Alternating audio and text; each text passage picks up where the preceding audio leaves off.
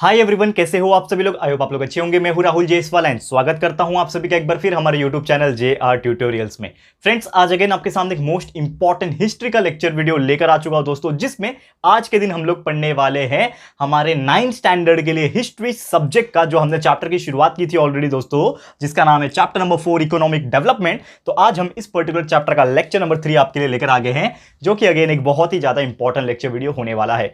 तो दोस्तों, आपको अगर याद होगा कि इसके पहले के जो 2 लेक्चर हमारे कंप्लीट हुए हैं, उसमें हमने डिस्कस किया था किस प्रकार हमारे इंडिया ने इकोनॉमिक डेवलपमेंट के रास्ते पे चलना शुरू कर दिया था, और किस प्रकार हमारे देश की जो इकोनॉमी थी, जो काफी ज्यादा खराब हो चुकी थी at the time of the independence. जब हमें आजादी मिली थी 1947 में, तो हमारे देश की हालत इकोनॉमी वाइज बहुत ज्यादा खराब थी। तो कैसे उसको इंप्रूव किया गवर्नमेंट ने और क्या क्या पॉलिसीज लाई, ये सब चीज हमने ऑलरेडी डिस्कस किया था, जिसमें हमने शुरुआत किया था दैट इज 5 ईयर प्लान का। तो 5 ईयर प्लान हमने देखा था, लगभग 5 5 ईयर प्लान देखे थे।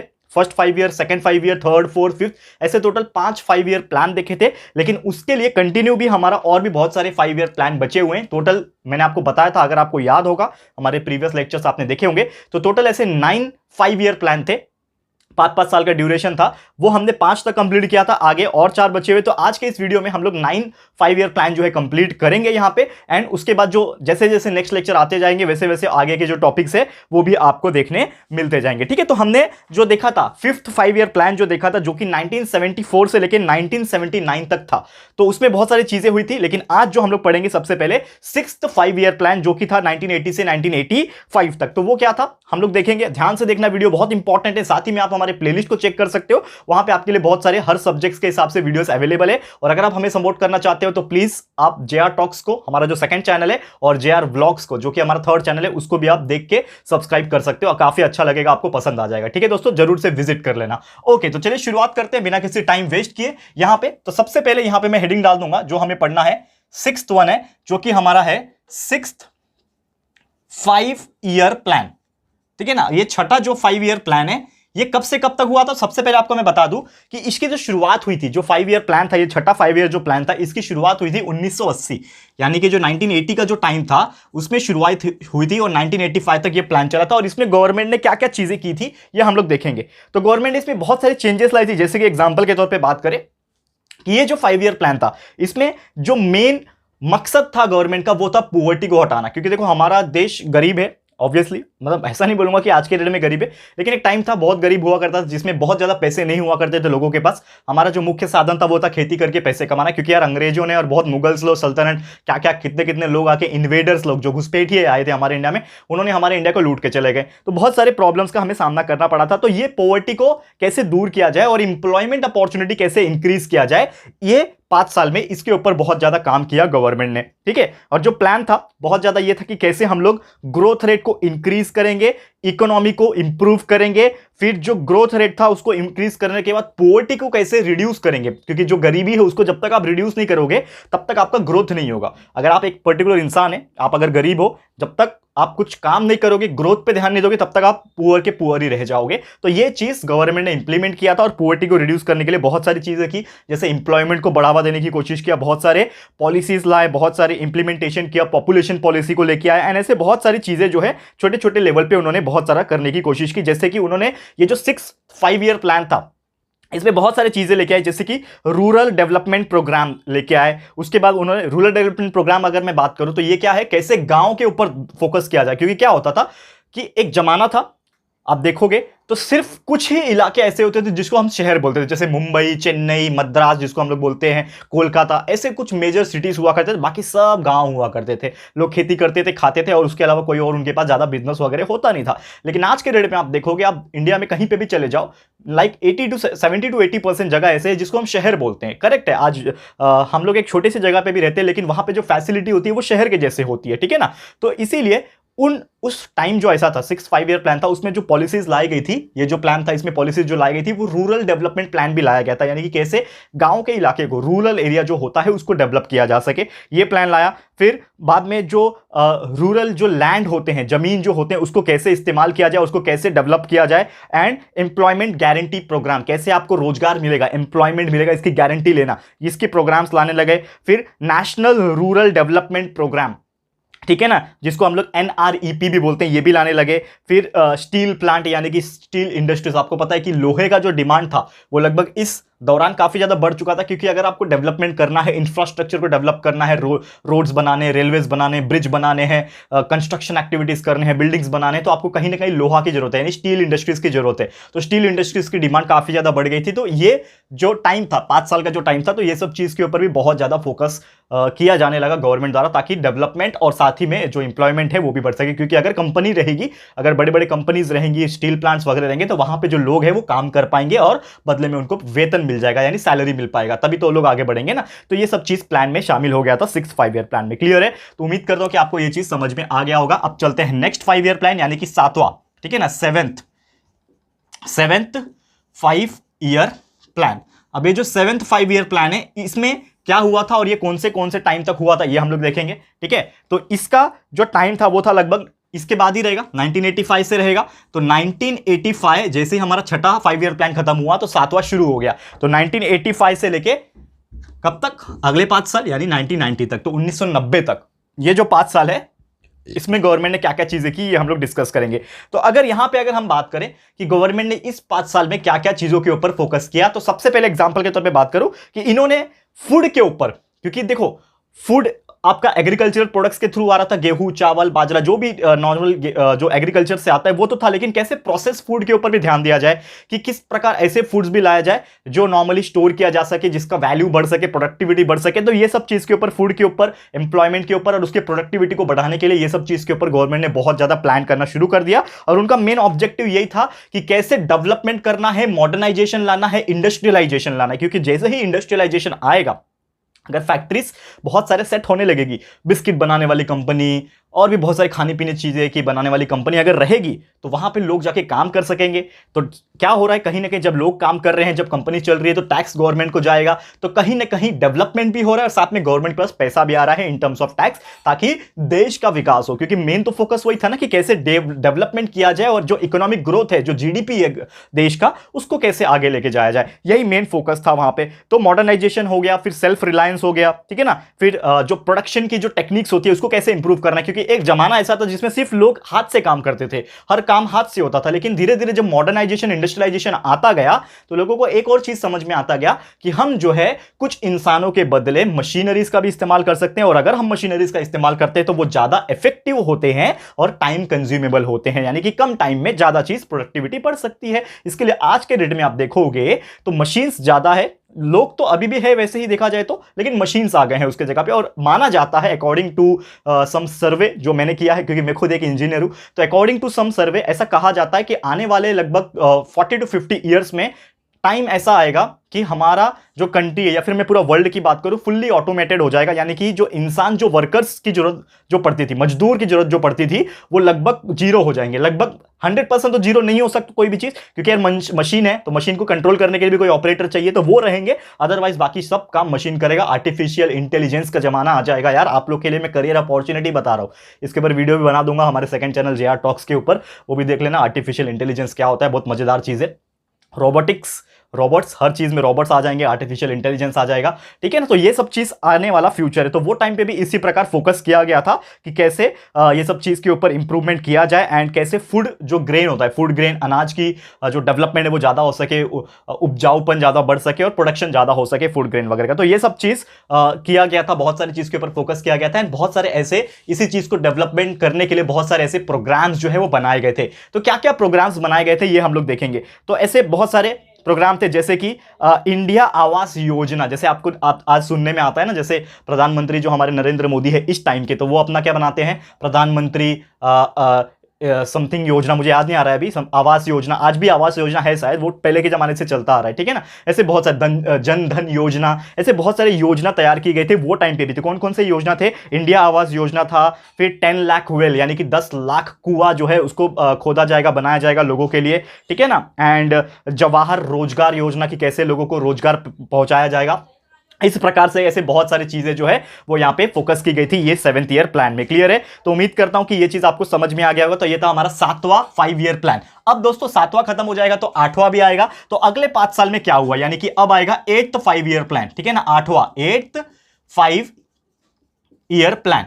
तो ये जो 8 5 ईयर प्लान है इसमें क्या आएगा, कब से शुरू होगा, 1990 जो चल रहा था दोस्तों, तो 1992 से यहां पे एक चीज यहां पे मैं बताना चाहूंगा कि यहां पे 2 साल का गैप हो गया, ठीक है ना, because of the instability of the government की अनस्टेबिलिटी हुई थी वो टाइम पे, जो कांग्रेस की सरकार थी वो टाइम पे नहीं थी, तो अनस्टेबिलिटी ऑफ गवर्नमेंट की वजह से यहां पे 8 5 ईयर जो प्लान जो शुरू किया गया था वो 1992 से शुरू किया था, ठीक है, 1992 से लेके 1997 तक ये नेक्स्ट 5 ईयर प्लान जो 8वां 5 ईयर प्लान था ये चला था 1992 से लेके 1997 तक। और दोस्तों आपको पता होगा कि इसी दौरान, ठीक है, 1997 में बहुत सारी चेंजेस हमारे इंडिया में हुई थी और बहुत सारे डेवलपमेंट हुए थे, क्योंकि यार ये जमाना जो है बढ़ रहा था कि हम 2000 तक पहुंचने वाले हैं ना, अभी 1997 आ गया यानी कि 2000 जो 21वीं सदी है यहां तक हम लोग पहुंच रहे थे, तो यानी कि डेवलपमेंट काफी ज्यादा हो रहा था। तो इसी दौरान क्या हुआ कि ये जो प्लान था बेसिकली प्राइवेट सेक्टर के ऊपर ज्यादा फोकस हो गया, क्योंकि लोग जो थे वो सिर्फ गवर्नमेंट चीजों के ऊपर डिपेंडेंट होते थे वो टाइम पे, लेकिन अब लोगों के अंदर बिजनेस करने का एक हुनर आ गया था, एक लोगों के अंदर एक डेयरिंग भी आ गया था। तो लोग जो थे जिनके पास पैसा हुआ करता था वो टाइम पे, तो लोग यहाँ पे अपनी अपनी इंडस्ट्री स्टार्ट करने के लिए यहाँ पे प्रेरित हो गए थे, क्योंकि देखो आपको पता होगा कि यार ये सब टाइम पे, इतने ये सब पुराने टाइम पे ना 92 से लेकर 1997 तक ऑलरेडी बहुत सारे एस्टैब्लिश इंडस्ट्रीज थी, प्राइवेट भी थी गवर्नमेंट भी थी, लेकिन यहाँ पे लोगों ने प्राइवेट इंडस्ट्री स्टार्ट करना भी बहुत ज़्यादा शुरू हो गया और प्राइवेट सेक्टर पे फोकस करना शुरू कर दिया, क्योंकि अगर प्राइवेट सेक्टर रहेंगे तो ऑब्वियसली जो देश का डिमांड है वो ऑटोमेटिकली बढ़ेगा और ज़्यादा एम्प्लॉयमेंट अपॉर्चुनिटीज बढ़ सकती है। तो यहाँ पे बहुत सारे फीचर्स यहाँ पे इंक्लूड किए गए ताकि जो ग्रोथ रेट है हमारे नेशनल इनकम का वो बढ़ाया जा सके, और लगभग 6.5% तक यहाँ पे ग्रोथ रेट जो है बढ़ाया जा चुका था। एंड इलिटरेसी कैसे हटाना है, क्योंकि यार लोग अगर पढ़ेंगे तभी तो लोगों को समझ में आएगा कि पैसे कैसे कमाने हैं, ज्यादा लोगों के पास नॉलेज रहेगा तभी जाके वो काम कर पाएंगे। तो सबसे पहले तो इलिटरेसी को हटाना है, क्योंकि पढ़ना सबसे इंपॉर्टेंट चीज है। आप लोगों को मैं बोलता हूं यार, आप लोगों को क्यों पढ़ाता हूं मैं, क्योंकि मैं चाहता हूं कि यार आप लोग पढ़ लिख के कुछ अच्छे काम कर पाओ, देश के लिए कुछ अच्छा कर पाओ और अपने परिवार के लिए कुछ अच्छा कर पाओ। तो सबसे इंपॉर्टेंट चीज यही होता है पढ़ाई करना, यानी कि इलिटरेसी रेट जो हमारे इंडिया में काफी ज्यादा है as compared to other countries, उसको दूर किया जा सके, लोग पढ़ाई पे ज्यादा वैल्यू करें, ज्यादा फोकस करें। तो ये सब चीज वो टाइम पे भी फोकस किया जाने लगा और प्राइमरी एजुकेशन को काफी ज्यादा एक्सपांड करने लगे। प्राइमरी एजुकेशन लेना है सबको, पढ़ाई करना है, एटलीस्ट जितना भी हो सके उतना पढ़ना है, तो ये सब चीज के ऊपर ज्यादा फोकस करने लगे और इसीलिए बहुत सारे प्रोग्राम जो थे हमारे इंडिया में शामिल किए गए। जैसे कि अगर मैं बात करूं कि प्रधानमंत्री रोजगार योजना, जैसे कि आपने सुना होगा ये डायलॉग, ये जो योजना है, तो प्रधानमंत्री रोजगार योजना, सबको रोजगार दिया जाएगा। फिर महिला समृद्धि योजना, फिर ठीक है आर्थिक सहायक योजना, यानी कि किसी को अगर फाइनेंशियली कोई वीक है तो उसको आर्थिक मदद कर सकते हैं, ठीक है ना। फिर मिड डे मील स्कीम, आपको पता है सरकारी स्कूल में मिड डे मील दिया जाता है, एक बार खाना दिया जाता है, आपको पता होगा। जो बच्चा सरकारी स्कूल में पढ़ता है यहाँ पे मेरा अगर वीडियो देख रहा है तो यार मैं तो बहुत अपने आप को लकी मानूंगा, क्योंकि यार प्राइवेट हर बच्चे देखते हैं, लेकिन यार सरकारी अगर स्कूल वाले बच्चे भी देख रहे हैं तो डेफिनेटली यहाँ पे मुझे अच्छा लगेगा कि यार उनके लिए मैं कुछ ना कुछ कर पा रहा हूँ, मेरे पास जो नॉलेज है मैं उनके पास शेयर कर पा रहा हूँ। तो प्लीज़ ये मुहिम को आगे ऐसे ही बढ़ाते रहो, शेयर करते रहो वीडियोज़ को, सो दैट हर बच्चा जो है जो नहीं पढ़ सकता बाहर जाके पैसे देके, वो शायद यहाँ पे फ्री ऑफ कॉस्ट पढ़ सके। तो बस यही मेरा इच्छा है, आप लोग बस शेयर करते रहो बहुत सारी चीज़ें। आपको हम जब तक लाइक एनर्जी है बॉडी के अंदर और जब तक सब चीज़ सिचुएशन सही है तब तक मैं आपको हर चीज़ आपको प्रोवाइड करता रहूँगा, ठीक है दोस्तों। तो आपको टेंशन नहीं लेना है, मेरी तरफ से हर चीज़ आपको मैं ऐसे ही देता रहूँगा, ठीक है। और भी योजना की बात करें, गंगा कल्याण स्कीम हो गया, ठीक है ना, फिर महिला समृद्धि योजना मैंने बोल दिया, राष्ट्रीय सामाजिक योजना, ऐसे बहुत सारे स्कीम्स जो है तैयार होने लगे। और यही जो 8वां ईयर का जो प्लान था, 8 5 ईयर जो प्लान था ना, इसमें जो इंपॉर्टेंस था वो सबसे ज्यादा प्राइवेट सेक्टर को दिया जा रहा था, क्योंकि अगर प्राइवेट सेक्टर ग्रो करेगा, प्राइवेट सेक्टर की कंपनीज जो है वो अगर ग्रो करेंगे तो डेफिनेटली लोगों को एम्प्लॉयमेंट अपॉर्चुनिटीज मिलेगी, लोगों को काम करने के लिए यहाँ पे मौका मिलेगा, और जो भी वो टाइम पे पढ़े लिखे लोग रहेंगे वो अप्लाई कर सकते हैं जॉब के लिए, एंड वो जॉब करेंगे तो डेफिनेटली पैसे कमाएंगे तो कहीं ना कहीं देश के लिए ही वो भला कर रहे हैं। तो ये चीज बहुत सारी चीजें सोचने लगी, जिसके वजह से हमारा इंडिया जो है बहुत सारा चीजें अडॉप्ट करने लगा, एंड मार्केट पॉलिसी भी लगभग 1991 में अडॉप्ट कर चुका था वो टाइम पे, क्लियर है। तो ये सब चीजें होने लगी। ओके, अब यहां पे आ गए हम लोग 8वां 5 ईयर प्लान में। अब आ गया है आखिरी 9वां, यानी आखिरी 5 ईयर प्लान, जिसको हम लोग बोलते हैं 9th, ठीक है ना, ये हमारा आखिरी वाला है 9th 5 ईयर प्लान। तो इसमें क्या हुआ था, जो कि आखिरी था, उसके बाद जो भी चीजें हैं वो डिस्कस करेंगे। लेकिन ये जो 9th 5 ईयर प्लान है ये कब से कब तक हुआ था, ये हुआ था अगले 5 साल में, यानी कि 1997 से लेके 2002 तक। आप देखो 21वीं सदी भी आ गई, यहां पे आ गया ना 2000, 21वीं सदी 21st सेंचुरी यहां पे आ गई थी। तो 1997 से 2002 तक क्या क्या चीजें हुई थी, इस जो 9th 5 ईयर प्लान है इसमें क्या क्या हुआ था ये हम डिस्कस करेंगे। तो इसमें जो मेन फोकस यही था, इसमें था एग्रीकल्चर के ऊपर फोकस करना, क्योंकि देखो प्राइवेट सेक्टर कब बढ़ेगा? जब रॉ मटेरियल सप्लाई होगा। रॉ मटेरियल कहां से आता है? ज्यादातर एग्रीकल्चर से आता है, फॉरेस्ट से आता है, ये सब चीज से आता है। तो एग्रीकल्चर के ऊपर और रूरल डेवलपमेंट के ऊपर बहुत ज्यादा फोकस किया जाने लगा इस 9th 5 ईयर प्लान के अंदर। एंड नॉर्मली इनका जो मेन ऑब्जेक्टिव था ये यही था कि किस प्रकार हम इकोनॉमी को डेवलप करें और एक हेल्दी हम लोग कंपटीशन क्रिएट कर सकें, ताकि यार इंफ्रास्ट्रक्चर भी डेवलप हो। क्योंकि यार एक जमाना आ गया था 1997 में कि हमारा इंडिया को अगर आप ऊपर से देखोगे तो बहुत ज्यादा इंफ्रास्ट्रक्चर डेवलप नहीं था। गिने चुने जो मेट्रोपॉलिटन सिटी से, जो मेट्रो सिटी से, मुंबई, चेन्नई, कोलकाता, ये सब जगह पे बड़ी बड़ी ऊंची ऊंची इमारतें, बिल्डिंग्स वगैरह ये सब चीज होते थे। लेकिन यार हर जगह नहीं था। तो इंफ्रास्ट्रक्चर को कैसे डेवलपमेंट करें, बिल्डिंग्स कैसे बनाए, ब्रिजेस कैसे बनाए, स्काई स्क्रैपर्स कैसे बनाया जाए, ठीक है ना, रेलवे ट्रैक्स कैसे एक्सपांड किया जाए। तो ये सब चीज के ऊपर बहुत ज्यादा इंफ्रास्ट्रक्चर के ऊपर फोकस करने लगे। और इस चीज की वजह से इंडस्ट्रीज जो होंगे ना उनको भी बहुत फायदा पहुंचेगा। अब जैसे कि एग्जांपल के तौर पे मैं जहां पे रहता हूं वहां पे बहुत बड़ा एमआईडीसी का एरिया है, यानी महाराष्ट्र इंडस्ट्रियल डेवलपमेंट कॉर्पोरेशन, यानी बहुत सारी इंडस्ट्रीज है यहाँ पे। तो इंडस्ट्रीज को रॉ मटेरियल पहुंचाने के लिए यहाँ पे रेलवे ट्रैक का सिस्टम है, यानी रेलवे इतना आसान काम कर दिया है कि हर जगह जो भी माल आता है, जो भी गुड्स आते हैं वो रेलवे के थ्रू आते हैं एंड सप्लाई करके चले जाते हैं। मुंबई साइड आप देखोगे पानी के जहाज के थ्रू, यानी कि जो पोर्ट होते हैं ना, बंदर जिसको बोलते हैं हम लोग, ठीक है ना, शिप्स में, बड़े बड़े शिप्स में कंटेनर के थ्रू भर भर के सामान आते हैं जाते हैं। तो इस प्रकार ये चीज आसान हो गई है। क्यों? क्योंकि यार हमने इंफ्रास्ट्रक्चर के ऊपर डेवलपमेंट में ध्यान दिया। तो जब इंफ्रास्ट्रक्चर के डेवलपमेंट में जब ध्यान दिया तो ये सब चीज भी आसान हो गई और ये सब चीज करना मुमकिन हुआ। तो ये वाले जो 9th 5 ईयर प्लान है ये सब चीज के ऊपर ज्यादा फोकस किया गया था। और इसमें भी बहुत सारे ऐसे स्कीम्स बनाए गए थे, जैसे कि भाग्यश्री चाइल्ड वेलफेयर पॉलिसी बनाया गया था, फिर यहां पे बनाया गया था जवाहर ग्राम समृद्धि योजना। ऐसे बहुत सारी चीजें आपको देखने मिल जाएंगे सिलेबस के अंदर, तो आप देख लेना, ठीक है ना। फिर प्रधानमंत्री ग्राम सड़क योजना, सड़क को निर्माण करना है, सड़क बनाना है, हर जगह रोड्स बनाने। तो ये सब चीज बहुत ज्यादा योजना वगैरह तैयार की गई थी इस 9th 5 ईयर पॉलिसी के अंदर। और ये प्लान में जो मेन फोकस था ये भी था कि कैसे कम्युनिकेशन सिस्टम को भी एस्टैब्लिश किया जाए। क्योंकि ये टाइम ऐसा था क्योंकि अब लोगों को कम्युनिकेट करना ज्यादा इंपॉर्टेंट हो गया था। कि पहले के जमाने में लोग चिट्ठियां वगैरह लिखते थे एक दूसरे को, चिट्ठी 7 दिन लगता था जाने में, 7 दिन लगता था आने में, तो इतने में तो क्या क्या हो जाता था, ठीक है ना। मुझे जहां तक याद है जब मैं बहुत छोटा था तो मेरे एक बड़ी बहन जो थी गांव में जब होती थी वो टाइम पे, तो हम लोग चिट्ठियां लिखते थे। टेलीफोन होते थे, ऐसा नहीं कि टेलीफोन नहीं होते थे, लेकिन चिट्ठियां हम लिखते थे। तो 7 दिन होते थे फिर आते थे।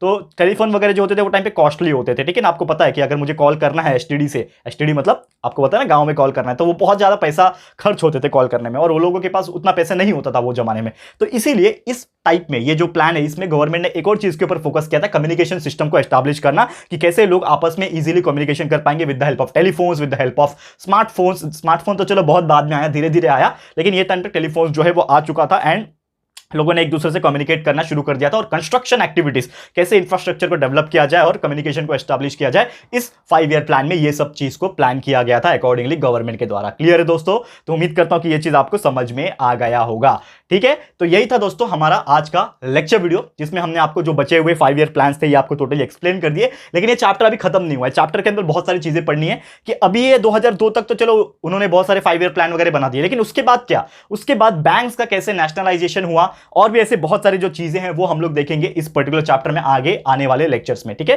तो बस आज का वीडियो फिर इसी के साथ समाप्त करता हूं। आने वाले लेक्चर्स में आपको इसी प्रकार वीडियोस मिलती रहेगी कंटिन्यूअसली, आप बस चेक करते रहना कंटिन्यूअसली। आज के लिए इतना ही है। वीडियो आपको कैसा लगा है दोस्तों प्लीज हमें कमेंट करके बताना, अपनी राय और सजेशन जरूर से देना। वीडियो अगर पसंद आया है, अच्छा लगा है दोस्तों, तो प्लीज वीडियो को लाइक कीजिएगा, शेयर जरूर से कर देना, अपने सारे फ्रेंड्स एंड रिलेटिव्स को फटाफट से शेयर कर देना। एंड जो हमने ये मुहिम की शुरुआत की है कि कैसे हम free of cost quality education दे सके बच्चों को, वो आप लोग अगर शेयर करोगे तो डेफिनेटली अच्छे अच्छे स्टूडेंट्स तक ये जो बात है, ये जो वीडियो है पहुंच सकता है। तो प्लीज शेयर करो ज्यादा से ज्यादा। एंड साथ ही में अगर आपने अभी तक इस चैनल को सब्सक्राइब नहीं किया है तो फटाफट से हमारे चैनल को सब्सक्राइब कर देना, साथ में एक बेल आइकन होता है उसको प्रेस कर देना, ताकि फ्यूचर में हम कोई भी वीडियोस को अपलोड करेंगे तो आप लोग को नोटिफिकेशन मिलती रहेगी, ठीक है फ्रेंड्स। तो मिलते हैं हमारे अगले वीडियो में। ये वीडियो देखने के लिए thank you and good bye.